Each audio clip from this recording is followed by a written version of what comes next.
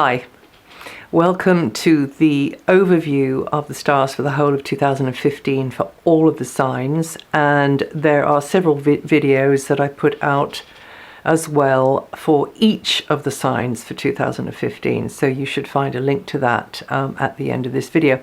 So yes, this is the last year of the Uranus-Pluto transit, and a general trending upwards, I would say, in 2015.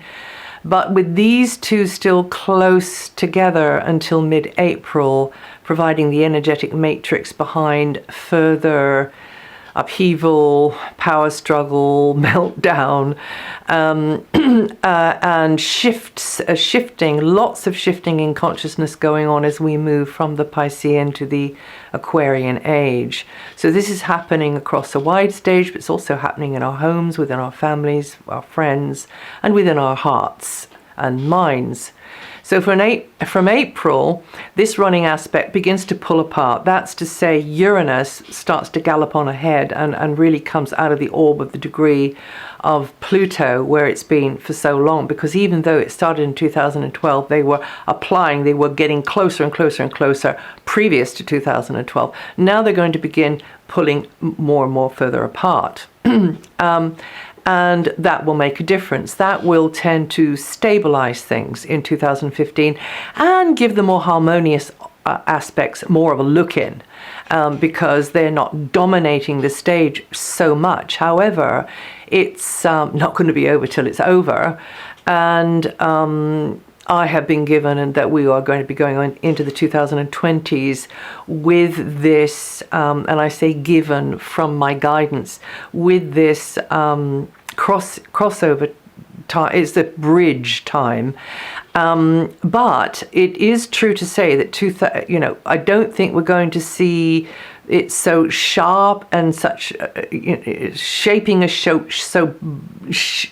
such a shocking, sharp way as it has been. The society, the general approach, the general standpoint, the general perspective that we hold in our consciousness. A lot has been revealed, and there's a lot more dust that's been swept under the carpet from ages past yet to come out. Famous people being exposed for all sorts of misdemeanors, etc., etc. That's all part of this, to do with the Saturn in Scorpio thing, which has been running alongside Uranus-Pluto since 2012, which of course puts Saturn in a mutual reception with Pluto, meaning that Pluto will be strengthening Saturn and Saturn will be strengthening Pluto, and they tend to ring a bit more true with that. It simply is that they're each in each other's signs. So Saturn rules Capricorn and Pluto rules Scorpio, but Saturn has been in Scorpio and Pluto has been in Capricorn. So they're in each other's signs, and that tends to strengthen the tone, the signal, the wave, the vibe of each of them. And it's never the planets, it's never the aspects, it's how we react, we respond to these very, very pure, unconditional, but detached in a way energies. Not detached in a cold way, but simply without, shall we say, judgment.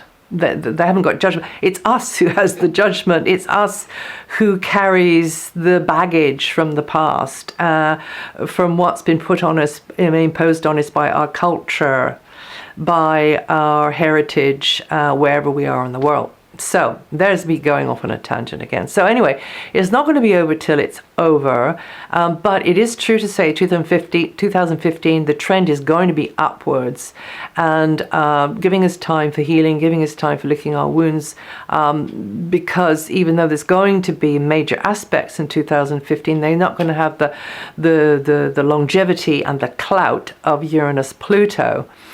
And the balance will definitely be swinging into the positive with some beautiful harmonious aspects coming in.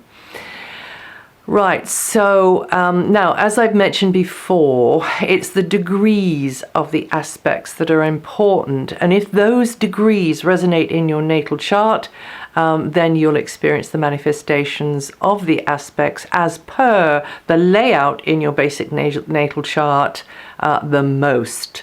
And of course, we can't sort of put all that in when we're doing sun sign astrology each month. But basically, that's so for some of you, it'll make more sense, and for others, it'll just be kind of diluted. But it'll still be going on, but it'll be more diluted.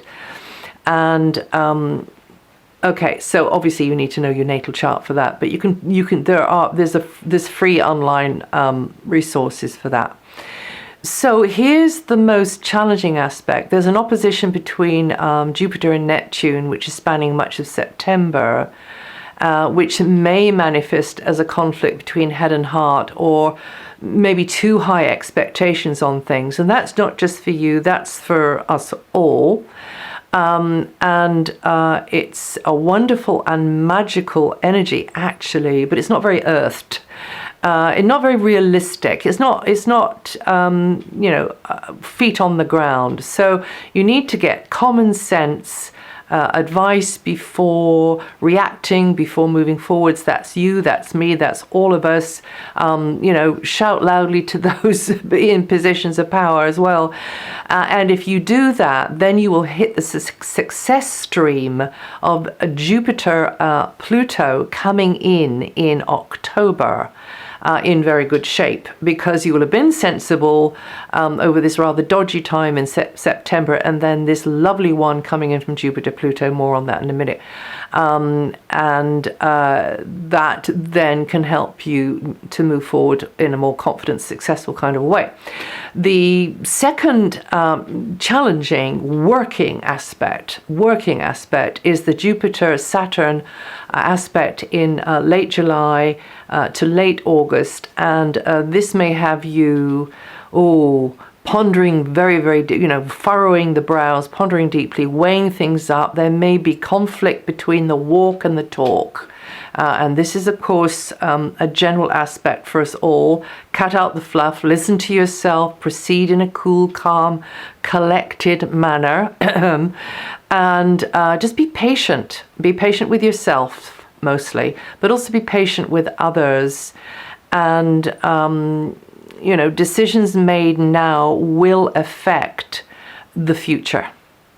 They will. So seize opportunities. Well, that seems to be a bit of a sort of an obvious thing to say, doesn't it? But because often our decisions affect the future. But when you come to it, you'll kind of know it because it'll be like there's more riding on this. All right. So seize opportunities which give you a wider range of options, because they will be there, but it'll be steady growth through effort. That's what this one's about. And that's what gets you thinking, okay, which is the best thing to do here? How can I get this organized? And you can do quite well with that one, even though it is a so-called challenging, hard-working aspect. This year very much in 2015 is for the marathon runners. We've done with the sprinters, who are trying to get there before the drawbridge closes, or the water comes up to the ceiling, or the floor, completely disappears. It's going to be the marathon runners who have established themselves in the seed planting time of the last few years. And now it's going to be consolidation. It's really going to be, but of course there still is going to be this seesawing of the power on the power base, who actually we're allowing, to take power in this world, and preserving our human rights. Absolutely, to the last inch of the last, whatever the measure is, nanosecond of our strength, preserving human rights, our human rights and others. And the third working aspect is the Saturn-Neptune one, and that is coming in the second half of November to the end of the first 10 days of December. And that could either have you stressing, probably unnecessarily, I have to say. This is the one which has us sometimes wearing out a groove in our heads over something which is never going to happen. Whether that's good or bad is for you to know, but stressing anyway. So it's either going to be stressing, or it's going to be a dream turns into a reality. A really, really wonderful dream turns into reality, but probably it's going to be a mixture of the both, as with all of these aspects actually, and per your natal chart and how that's set up when you were born between these two planets, if at all, if they made any aspect at all. So there's going to be a mix of these two elements, and it's going to be up to you to choose which of these two which of these two horses really you put your money on. Which of these two wolves you feed. Okay, so yeah, and now the harmonious aspects. Okay, so that's Jupiter-Uranus, and I love this one because it's a stunning, scintillating, sparkly one, and that's coming in from mid-February and will span March. It's full of potential for adventure and new enterprises. And it'll pan out differently depending on whether it's applying to an organization, whether it's applying to a country, a culture, a system, an individual. It pans out, but it definitely has huge promise. And happily, this aspect does reoccur in June. No doubt magical things can happen, and there is a little bit of fairy dust in the air there. A little bit of like, woohoo, whoopee, And then the Jupiter-Pluto one, which I mentioned already, coming in October. And if this does resonate in your natal chart, as with them all, it does bode well for success.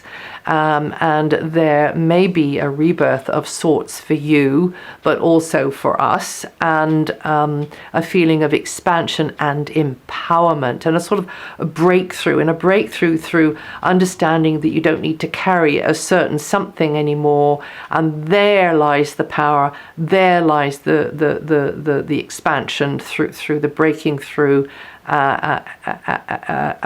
Really almost like we let go of something and we realize that actually it's no big deal.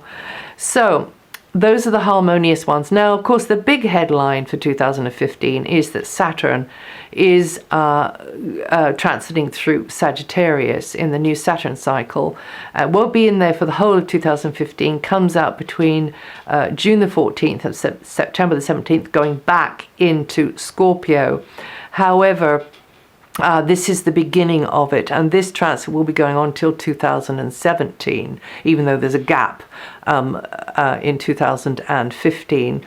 And the last time Saturn was here was nearly 30 years ago. That was 1985 to 1988. So if you'd like to, if you're old enough, recollect what was going on then and what happened next, I find that's quite useful, depending on what decisions and what reactions were being made. And if you were not old enough for that, if you were sort of a tiny little tot or pre-verbal and a toddler or whatever, then just find out what was going on around you, with the parents, because it'll have set up a kind of a vibe, a kind of a tone around you. And those very early years, it's interesting those very early years, does set down a lot of our basic patterns in those early years, up until about the age of 7, I think it is, 6 or 7. And Saturn returns to Scorpio, where she's been since October 2012.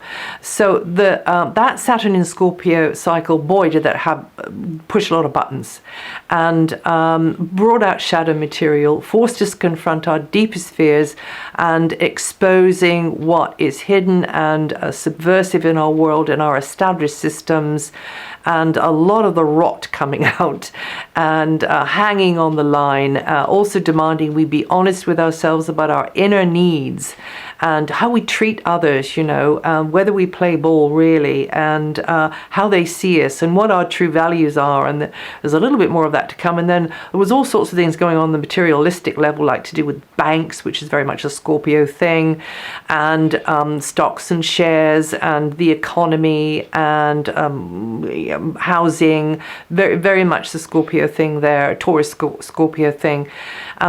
So with this mutual reception thing, Pluto in Capricorn has been, and Saturn in Scorpio has been slowly regenerating moral codes, value structures, and our opinion of what is truly constitutes success, and a truly a person that we should put our trust into in this world in a position of power has changed, and there's a lot, as I say, coming out about those so-called religious heads or celebs or stars or powerful people in government that really we are seeing quite clearly we should never have given them much credit at all, and it depends on how lost in the dream you were in the first place, so it can come as a bit of a shock. Some of us kind of knew that already, but then we are having other things revealed to us, maybe about cleaning up our individual act more, and not being so clever.